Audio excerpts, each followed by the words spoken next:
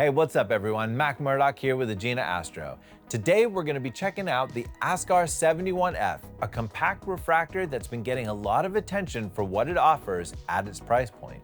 The Askar 71F is a 71mm aperture quadruplet refractor with a 490mm focal length at f6.9.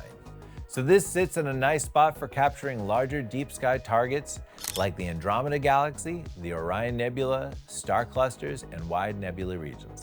You can also purchase the optional 0.75 reducer for an even wider field of view at 369mm at f5.2.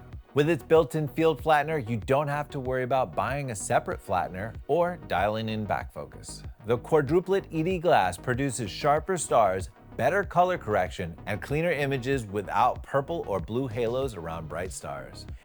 The Askar 71F has a 44mm image circle, which means it can support APS-C and full-frame cameras, giving you clean stars all the way towards the edges.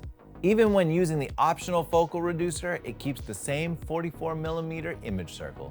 The scope also comes with multiple rear thread options like M64, M54, and M48, making it easier to connect different cameras and imaging accessories. The 71F also keeps things portable by weighing only 6.6 pounds, which makes it a really nice grab-and-go imaging scope that can be carried by lighter payload capacity mounts.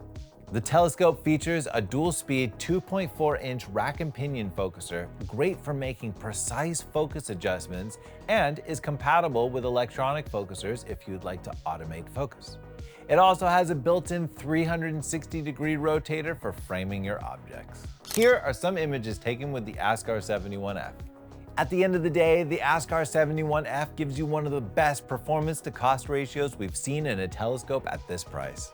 It's an excellent option for anyone who wants a sharp, portable, wide-field refractor that's easy to use.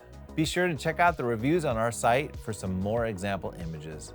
I'm Mac Murdoch here with Agena Astro, and thanks for watching. Clear skies.